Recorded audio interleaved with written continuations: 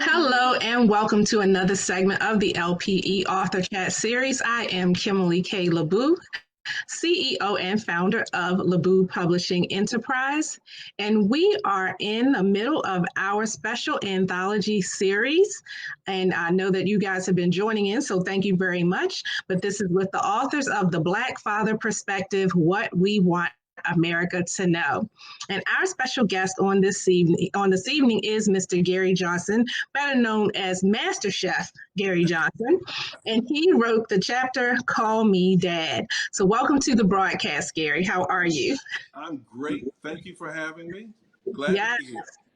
Good to have you. Good to have you. So we're just going to jump right in. And I'm going to ask you first, what has been your experience? What has this experience been like so far for you being a part of this project? This has been a great experience. A lot of people have found out about it. They've talked to me about other father-related, Black male-related book projects. I got a call this morning from someone. I had an incident over the weekend where my car broke down. I had to buy a new car. And, it turned out to be a bad thing. And then the salesman called me this morning and he said, "Hey man, we looked you up at the car dealership. You got a book out there that you're part of. You got a couple books. Can me and my brother-in-law get a copy of The Black Father Perspective?"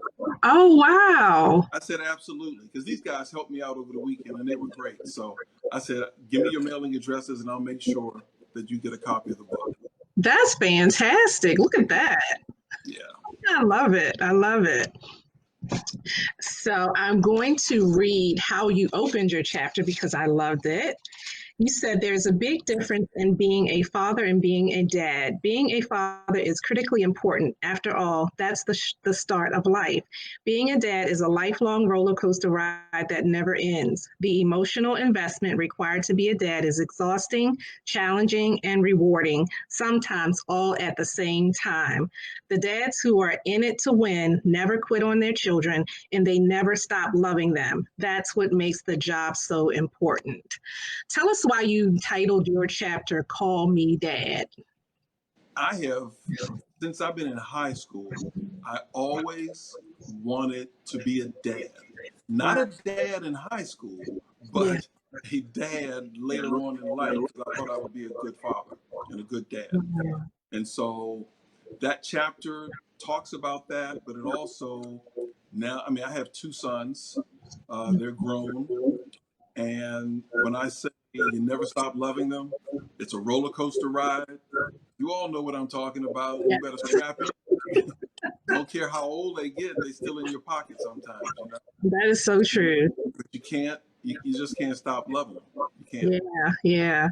And then Cash App came on the scene, right? Oh my goodness. Many times I made that transfer. Oh, yeah. Have you ever gotten that notification? Are you sure you want to send it? Because you just sent it a day ago or something like that. Oh yeah. Yeah, like maybe somebody stole my phone or something. Yeah. Hacked my account. The funniest. They need a little more, so you just keep sending. Exactly. So you said my perspective on being a father started with my father, Samuel H. Johnson. His mother had him when she was a teenager, and he grew up without a father in his life. One of his goals was to be the best father he could be.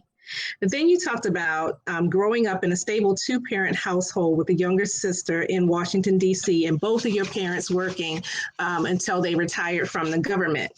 But I like this part where you said, I remember my father started giving me advice when I was around 10 years old, advice that I can recall and rely on today. You called them pearls of wisdom, and you shared 5 of them. So I want to read them, and then I want you to give a little take on each one of them because I thought they were very interesting.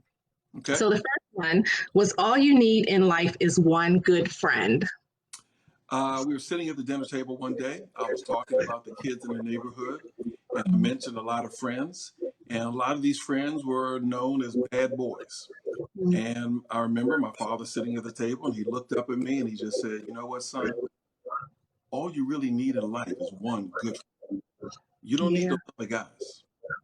Yeah. I love that. I can relate to that as well.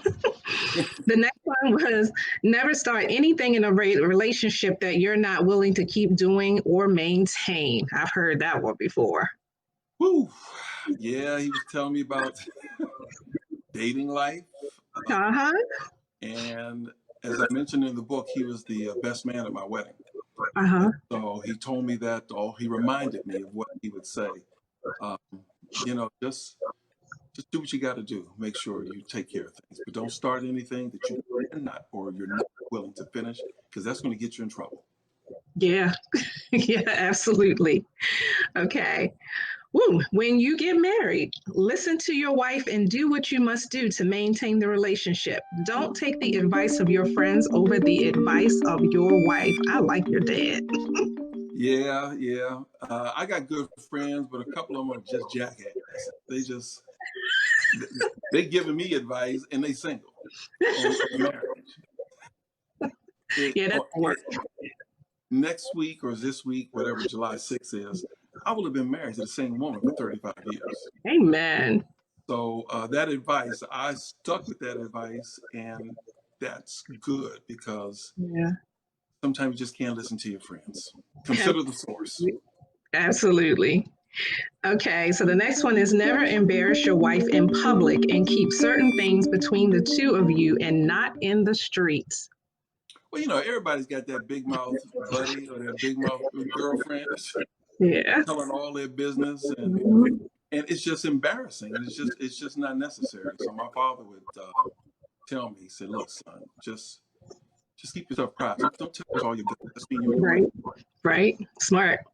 And then the last one was never put your hands on a woman in anger. If you get mad or upset, leave the house or go for a walk. I mean, that's pretty much self-explanatory. You just don't do it.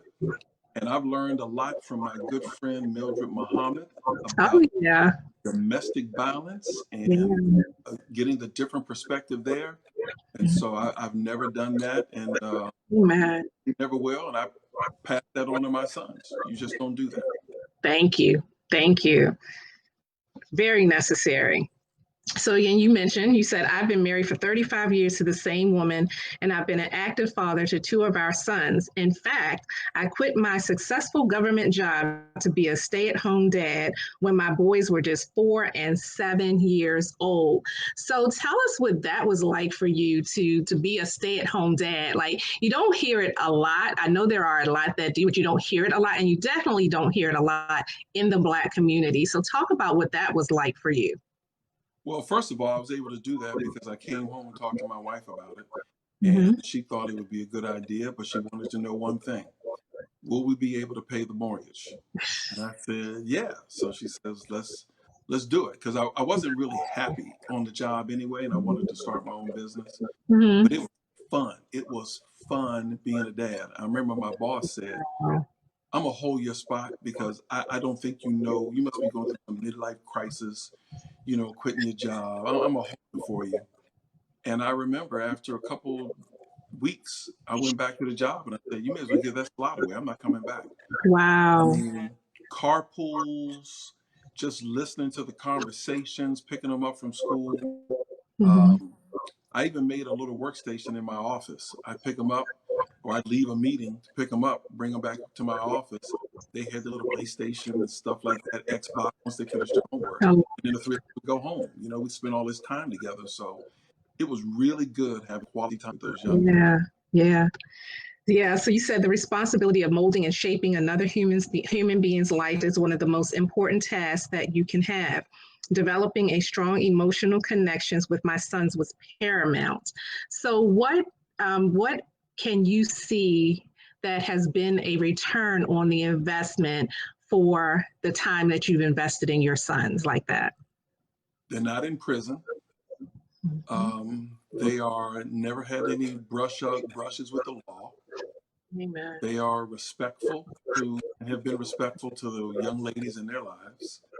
Yeah. And they are starting to, actually, they picked up on it, but one was a little slower than the other. Understand Mm-hmm. quality time is probably the most valuable thing you can give them. Don't buy toys or some of this other stuff and then just walk away or think you can do it. It's the time. That's the hard part. Yeah. Spending the quality time. And if you follow me on Facebook with my little 4-year-old granddaughter, Oh my Olivia, gosh. oh my goodness, the Hilarious. time. It's the time. And I'm doing that because my youngest is helping his aunt who had back surgery. So he moved away to help her. And so I'm stepping in to help with his Wow. Yeah, she's adorable, and I love all the things that you post about you and her. She is so cute. Yeah, I can tell she keeps you on your toes. full throttle. Yes, indeed. So you wrote your book in sections, and so this section you talked about communication, and I think it's very interesting because this came up in one of the other interviews. So I want to read this and have you to talk a little bit about it as well. You said an effective communicator must be able to show emotions, be vulnerable, and apologize to your children when you are wrong or make a mistake. I made mistakes as a dad. Children are little people with feelings. Words and deeds matter. When you are wrong or hurt their feelings, sometimes you must apologize. Yeah, I mean, there's some things that my dad did as much as I respected him. Mm-hmm. He did some things that I think were just passed on to him, not Mm-hmm. having a father. And as I grew up, I'm like, you know what? I got to break that cycle with my boy. Yeah. We're not doing that. And Wow. so when I was wrong, and I could see that their little feelings were hurt as a result of maybe me being impatient, Mm-hmm. I had to, or me having a bad day at work, that ain't their problem. That I Yeah. had a bad day at work. When I come home, they want to see me, and so when I have yelled, and I'm not much of a yeller, but when I've done something like that, I put my arm around them and I say, you know what, Daddy didn't mean to say that. Daddy's sorry, and I just put it out there. You Yeah. make yourself vulnerable, um, but they are little people, and they do have feelings, and you're molding and shaping their personality, their Yeah. disposition, and you want them to know that it's okay that everybody makes mistakes. Mm-hmm. It's what you do with that mistake and how you recover and Yeah. make it better. And I would try to engage them a little bit. Not that we're buddies, because they're not my buddies. They old enough now, and I ain't having that mess. But there's a healthy respect there, and when you do that, you build a relationship to a point that they would share stuff with me that I would never have shared with my dad. I'm like, Yeah. good gracious! But it goes to the trust factor that we built. Yeah, I can relate to that too because me and my boys had the same kind of relationship. But sometimes they would come in and they just start talking. I'm like, I don't really want to hear all that. I'll let them talk, but I was like, whoa, Oh so yeah, I had to tell myself, fix your face because you want them to keep coming, and having conversations. But it was like, Lord have mercy. yes. That's just the kind of relationship that we built, and so I really respect that and can relate to that.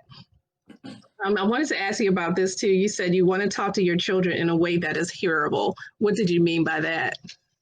Well, my two boys have very different personalities, and I make no bones about it. I do not treat them the same way. I treat them differently based on who they are, but at the end of the day, that treatment is going to, I strive to treat them fairly and equitably, but it's Yeah. going to look different. There's one of them that if I raise my voice and I use any kind of harsh language, one would shut down. Wow. And then there's another one where I could just get in his face nose to nose if I need to and kind of give him like, what is it that I'm saying that you don't understand? Yeah. And so you just have to deal with them where they are, not from where you think they should be. Mm-hmm. Mm-hmm. And it'll make the journey a little bit easier. Not that it's going to be easy, but a little bit easier. Right. Right. Yeah. Wow. So the next section in your book was role modeling. And you said, I was born to be a dad, and you hit on this a little bit already. You said, as early as high school, I can remember thinking that one day I would be a dad, and I always believed that I would be a good dad. Now, I found that interesting because as little girls, we're playing in weddings and we're playing with baby dolls, preparing for motherhood and being a wife and all of that stuff at like 5, 6, 7, 8. But I've always heard the opposite about guys, that you guys don't think about it until it happens. And so I thought that was interesting, right? I thought that was interesting that you said that, as early as high school or before, that you were thinking about being a father one day. So what do you think it was that prompted that, or that made you think about that or look forward to that? I don't know, because when I look back at my household, my Mm. mother was actually the dominant person in the household. She Mm. ran the household. She had the higher education. She had the higher paying job. Um, my father wore the pants, but my mama held them up. And Oh, wow. but it was a good role modeling there. And so my mother would always talk to me about, sometimes she would try to teach me how to do certain things. You need to learn how to cook. You need to learn how to clean properly. And I'm like, Mama, why I need to learn all that? And she said, you might get married one day, and you Mm. marry someone who does not know how. So you need to Wow. know all these things about laundry. And so I said, if I know all that, that'll probably make me a real good dad. Oh, that's awesome. That's awesome. So she was kind of planting seeds. Yeah. Oh, yeah. So you also talked about health and wellness in your chapter. So why was it important for you to include that? Well, I mean, in our community, we are really adversely affected Mhm. for a lot of reasons. And you just look at the current pandemic now and the death rates and the illness. If we just had education. And so there's some things that, again, I broke the cycle in my household about what I was going to eat and share with my kids. The norm for them is to read labels, look at sugar content, look at fat content. I wasn't like some person who was over obsessed with it, but I would Yeah. talk to them about that. And so they're pretty good. I remember they would be like, my son would be in elementary school. He'd come home one day and talk about one of the kids who got in trouble. And I say, why does he keep getting in trouble? And my son says, he drinks Mountain Dew for lunch. You know how much sugar's in that day? And fourth grade, his parents are packing Mountain Dew for the kid. No wonder he's getting all crazy, put out of class. Yeah, like I won't even do Mountain Dew. No, Some I of that don't even drink sodas. off the walls. Yeah, I don't even drink sodas. That's another thing. I never bought Yeah. sodas in my house, and so Wow. my kids, if they got a soda, that was a treat. Oh my goodness, Wow. they never missed it. Cool. That's really good. And to teach it young, I think, is what makes the difference. Oh yeah, Because if you grew up with it that way, like I'm like your son, like I grew up on processed foods. So it's kind of hard to break that cycle in right. adulthood, because you want what you want. You would have to really make a conscious decision and effort to do something different. So that's all. The longer you wait, the harder it is. I tell folks, to be I know. like this overnight. It took time, Yes. Right. and it takes time to get it off too. Man, oh man. Woo. Yeah. Oh, let's see. So you closed out your chapter with reflections and questions for the reader, and you actually close out the book because yours is the last chapter in the book. And I did that because I thought it was great how you were challenging, the readers to look at certain things. So why did you share that component where you made it interactive? Well, I'm also a consultant for government and private industry, and I work with managers of Fortune 500 companies all the time. I firmly believe if you are serious about something, you will document it and you will write it down. Yeah. And you will be proud of yourself, or you can adjust if you write stuff down. You go back and reflect and look at the progress or look at how you decline so you can regroup. I mean, Yeah. it's just really, I just think that's one of the ways that you can conservatively and consistently make changes in your life and keep those changes. It's a measure of Yeah. accountability. Yeah, accountability is key. It really is. So I wanted to ask you, with everything that's going on in the world, the pandemic, the civil unrest, everything that's going on, have you had to have conversations, or have you, on purpose, had conversations with your sons now who are grown about how they are handling everything that's going on right now? Well, like most Black dads, we had the talk early on. Yeah. especially when they got their driver's license, and I knew they would be out by themselves. Mhm. One of my sons, my youngest, Christopher, is very, very passionate about social, racial injustice. And so he is very passionate, and he's actually a very good commentator. Mhm. He does a couple of Facebook Lives, and I groomed him for blackmeninamerica.com when he was 14. I used to take him Oh, to business meetings. mhm. I used to introduce him to people, sports figures, musicians. I wanted him to just see these folks as people, because these celebrities, when the lights go off, they're different. They're not like what you see on TV. Yeah, I know. So for him, I've had to kind of talk to him about being measured and not being baited on the internet. Mm. Oh, Because that's good. sometimes people will bait him, and then he flies off the handle, and then somebody calls me and says, "Man, I saw what your son put on Facebook." I'm like, Yeah. "See, this is why I'm not friends with him." See, but I had to just tell him, don't get mad, get strategic. And when someone's Mm. trying to bait you, you show your strength by not even engaging them. Show them that they're not even worth your time or your effort. Don't Yeah. engage them, you know? Or if you're going to engage someone, just make some compelling arguments and move on. Don't get mired in To the back and forth. all the madness, because you just lower your own standards. Yeah. Yeah. Important conversations with everything that's going on. So I just wondered, had you had to have those conversations with everything that's going on because your sons are older? I've had those conversations, but I also had an experience this past weekend that really gave me hope. When I was Mm. traveling and my car broke down and I was someplace where I didn't know anybody, didn't know anything. Mm. I got my car towed, and then they told me the motor was blown, and I'm sitting here. I got a car packed full of furniture, and this one young lady at the car dealership, because I couldn't obviously make the trip, she called every rental car in this small town, and they didn't have a rental car. Wow. And so she went and called and found me a hotel. And then she said, "You know what, sir, if you wait, I can help you. I can just help you load your stuff from your car into my car, and I'll take you to your hotel." And I Wow. said, "Well, okay, that's nice of you." And so she did that.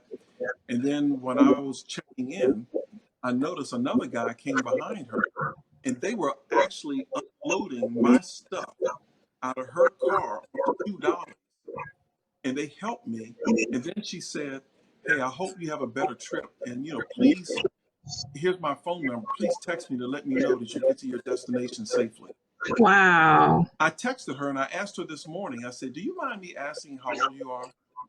And she says, "Well," I said, "because I really appreciate your random act of kindness. It really moved me." Mhm. She said, "Well, I would want to be treated like that if I was lost in this town." And I Mhm. try to teach that to my son. And I'm 22 years old. She was Wow. a white female who's 22 years old. That gives Wow. me hope. Yeah. Yeah. That's awesome. Yeah. The whole time you were telling that story, I would not have expected that ending. Now, I know, me either. Wow. That, yeah.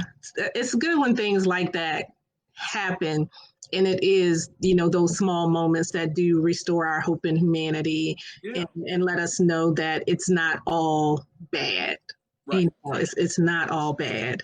Um, so I'm going to ask you this to close out the interview because we're running out of time. Okay. Um, my final question is the book is titled The Black Father Perspective What We Want America to Know. So, what is it that you want America to know as it pertains to you being a Black father in America? To anyone who's listening or watching this, I'd want people to know that we as people we have more in common than we do differences. Yeah. We just have to make sure that we make that connection. Because you can always find something to connect with someone, and we have more in common than we do differences. We need to focus on the positive Mm-hmm. instead of the negative. Yeah. And your story that you just shared is a great testament to that. Yeah. Yeah, yeah. And so, lastly, just tell people where they can get an autographed copy of the book from you, The Black Father Perspective What We Want America to Know. Wow. Because I happen to have one of those too. Well, So, we can get you that can from reach, you. you can reach me at blackmeninamerica.com. Yeah. And there's a page on there that Black Fatherhood Perspective. You can reach out to the website, and I will definitely autograph or send you a book and do whatever I can to help people out. Good deal. And so we do have about like 3 minutes left. Talk a little bit about the Black Men in America. Let the audience know what that is that you're referencing. BlackMenInAmerica.com is an online magazine, if you will, that I got inspired to start the day of the Million Man March, 1995. But I didn't launch the site until 2001. But it's got a lot of information on sports, politics, finance, economics. And I just did the metrics and the analytics. 57% of the people that go to this site are women. Oh, yeah. I can believe Yeah. that. And when we have public functions, what I found out, and I deliberately put content for women on the site from the very beginning, Yeah. because if your lady suggests that you do something, you're more likely to get out there and do it. And so we put content on there for women, and they stumble, they see some health and fitness information for their guy, and they forward that link. And we've got stuff for authors and just a little bit of something for everybody. So Yeah. it's a community-oriented magazine. That's awesome. And it doesn't surprise me that the majority of your visitors are women. And that's one of the reasons why this project exists, because I, as a woman, wanted answers. And so, I would seek out something like that if I was trying to figure out what's on the hearts and minds of Black men. And that's the whole idea behind this project, is that we as women need to hear the voice of the Black man more often. And so I commend you for your site, and I'm so happy that you were a part of this project. So thank you for your yes, and thank you for contributing such powerful information in your chapter as it relates to this book. And I just thank you. So thank you for being my special guest on this evening, and thank you for being a part of the project. Well, thank you for what you've done in spearheading this, because you've been a great leader. You have got us marching in line in lockstep. And that's a good thing. I tried, but you guys are really great. So it's been a pleasure working with all of you. So thank you again for being my guest on this evening.